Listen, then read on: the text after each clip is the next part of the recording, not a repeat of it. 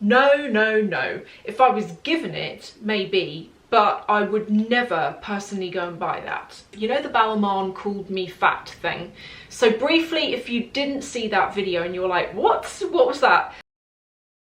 Before I start, I'm going to mention that I've got a designer coupon code that works on men's and women's wears, but it expires on the 6th of June 2022, so only in a few days time. I'm going to put details of the coupon code below. It works on Givenchy, Balenciaga, Balmain, Chloe, Marine Serre. Oh, it works on a lot of brands, and I would say as a test to add a load of stuff to your shopping cart, then try the coupon code and see what it works on and what it doesn't. That's always what I do, and then pick out whatever you're not really that fussed on and just leave in there the things that you do want.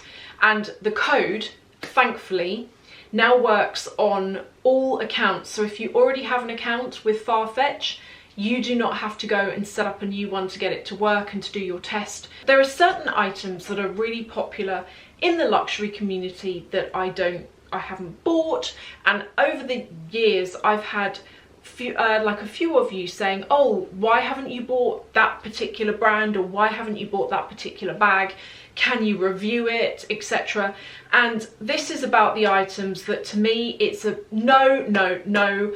I personally wouldn't go and spend my money on the items I'm about to tell you. And I do just want to add a caveat here that I'm not actually saying these items are unattractive. I'm just saying that for various reasons, which I'll go into, they are not things that I would personally buy. The first is the Chanel Classic Flap, and I can't believe I'm saying that because I have that bag and I've got it in a couple of different sizes and a few different colours. My reasoning why I wouldn't buy that bag is that it's now reached a point where it's more money than I actually think it's worth.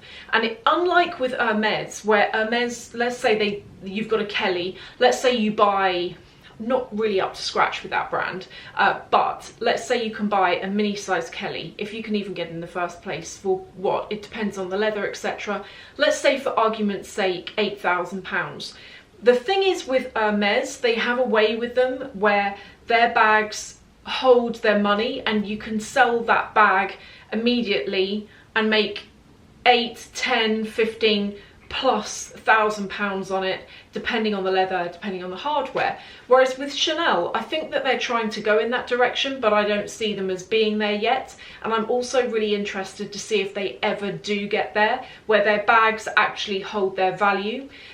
They did a couple of years ago. A couple of years ago, I used to say to you, if you go and buy a Chanel bag or a wallet or anything like that, if you ever need to sell it in your life, you can sell it and get back at least what you've paid. Everything's changed on that now. If you go and look pre-loved, you can find Chanel Classic Flaps, and they are a lot less than the actual prices they are now in the shops. And that for me says a lot. I never thought I'd see the day where pre-loved Chanel would hit such a rock bottom. I'm talking about how you can get up to 50% off the jumbo size bags if you go and have a look pre-loved. And pre-loved doesn't really mean, and it doesn't have to mean, vintage, which is something that's really old and whatever. Pre-loved can mean something someone bought last year and they don't want it anymore. So that's the first thing I wouldn't buy, and I wouldn't buy it not because it's not a great bag, but because it's too much money now. I think if you're thinking about getting that bag, I would suggest you have a look pre-loved because there are savings to be had. The second is the Louis Vuitton Speedy. I've never really been into that bag, even kind of going back to, like, let's say 10 years ago when I first got into designer bags.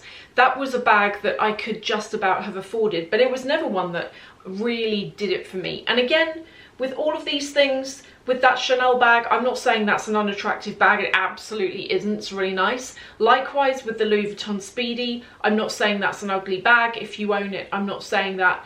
But the reason for me why I wouldn't spend the money on it is, first of all, it's a bag that you see a lot of fakes of, and actually you see the same thing with the Dior book tote. And when it comes to fakes, for me personally, when you see lots of an item in fake, it cheapens that product. So for example, you might get to a point where people think that your bag's fake because everyone's so used to seeing fake bags that, and then you start thinking to yourself, why did I spend, how much is that bag now? It depends on the size. You might get to a point where you think, why did I spend £1,000 plus on a bag that looks no different to the fakes? That's how I feel about that bag. Also, I don't like the way that it sags. I've seen it before, not fake versions, the real versions, and I've seen how the bag starts sagging as soon as stuff gets put in it. And so for me, that's the reason why I wouldn't buy it, because of the fake thing and because of how it sags when you put things in it. The next two, and these were contentious because I spoke about these, what was it, 3 months ago. Van Cleef Arpels and Cartier. You know, the love bracelet, or the, again, I'm not really up to scratch with the terminology of these items because I haven't bought into them, so please forgive me if I'm getting this wrong. But you know, you've got the Alhambra range from Van Cleef Arpels, you've got the love bracelet from Cartier, you have the, again, sorry, I don't know the name of it, but you know, the screw bracelet with the screw ring, etc. I've had a lot of you over the years saying, why haven't you bought from those particular brands? And I explained all the way back when I did that last video why I didn't buy it.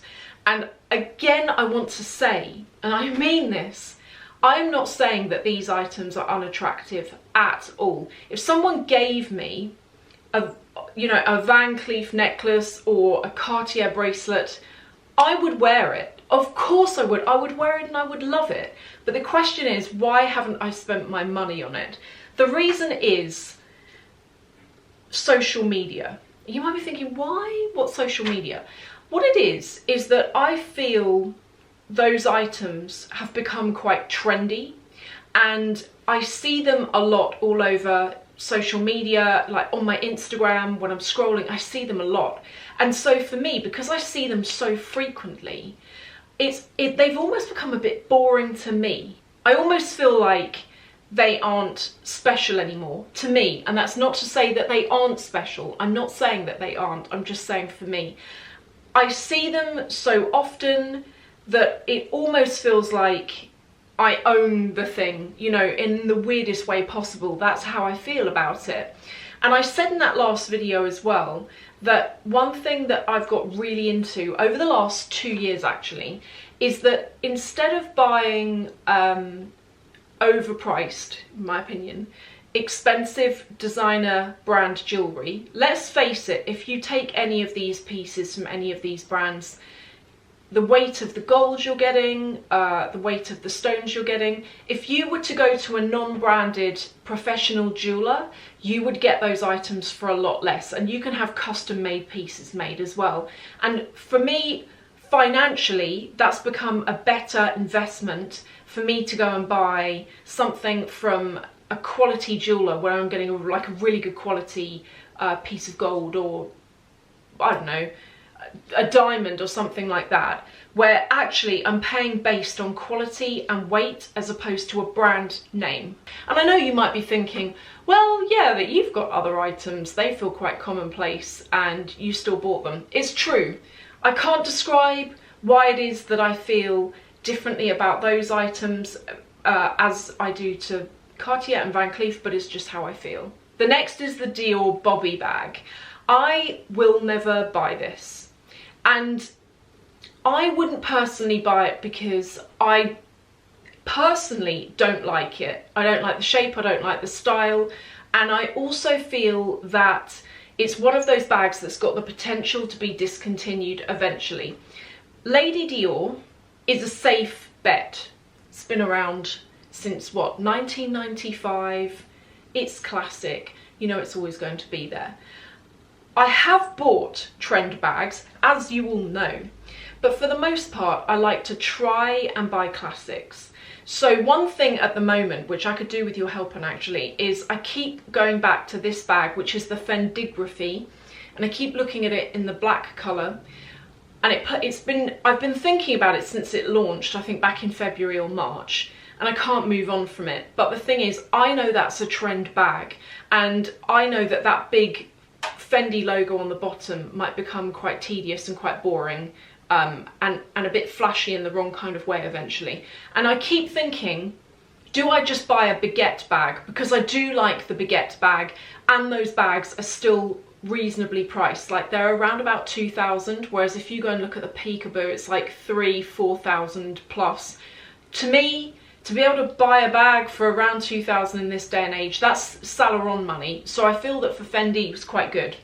But anyway, as you can see, I have bought trend bags, but when it comes to the Bobby, I just can't pull the trigger on it. It's not something that interests me. I don't like the look of it, and I wouldn't spend the money. Another contentious one is Hermes. What do I own from Hermes? I own a plate and a belt, and one of those Click H bracelets, which has aged really badly. The gold, it's like a gold tone one, and the gold's scratched all over. It looks really tired, and I actually haven't worn it that much. Apparently though, the bracelets from there do that, but yeah, I haven't worn it that much. I don't really wear it now actually, because it looks quite battered. But anyway, that's a side topic. The reason why I don't buy from Hermes, specifically actually the bags, is that game you have to play.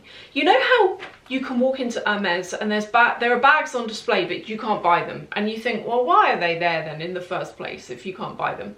Now, I actually think that Hermes have done a really good job with their marketing when it comes to keeping that exclusivity, because making their bags so hard to get, plus the quality of them and the craftsmanship, I think is probably the main reason why those bags reach so much when it comes to resale, and actually why they're quite desirable, because they are almost like a status symbol, particularly if you've been sold one from a boutique and you haven't had to go and buy one pre-loved.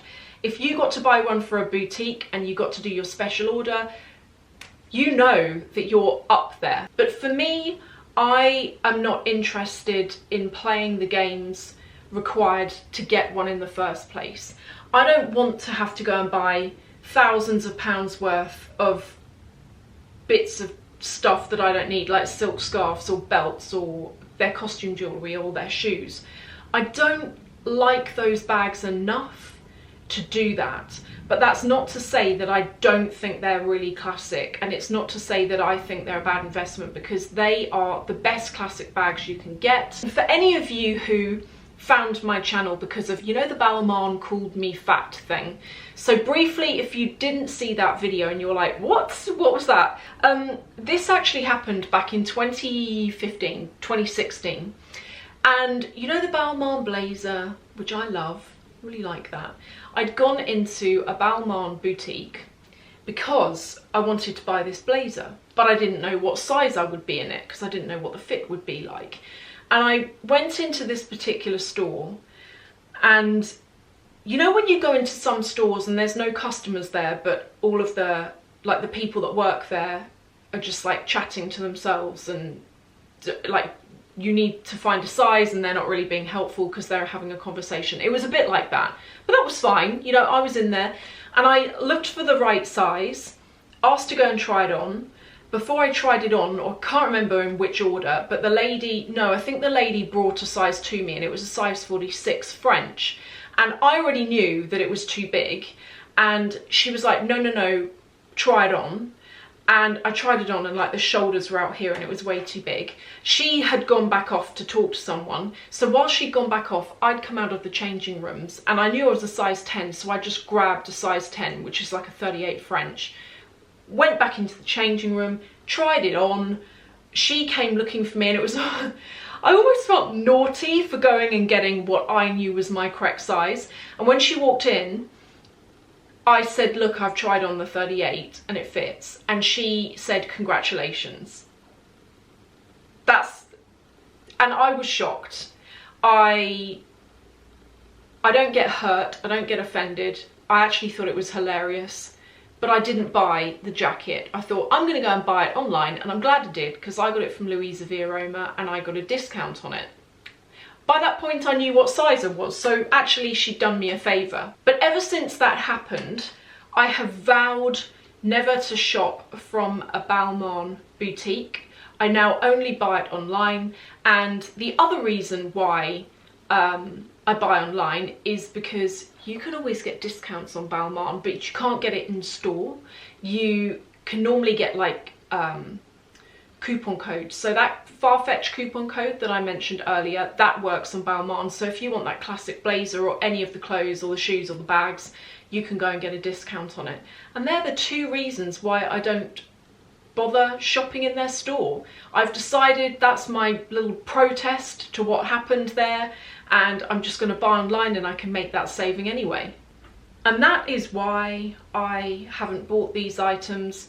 But as I say, I'm not trying to offend anyone who owns these items or say these items aren't nice, because they absolutely are nice. And if I was given any of these things, of course I'd love them and I'd wear them. But the question is, why haven't I spent my money on them? And that is the reason why.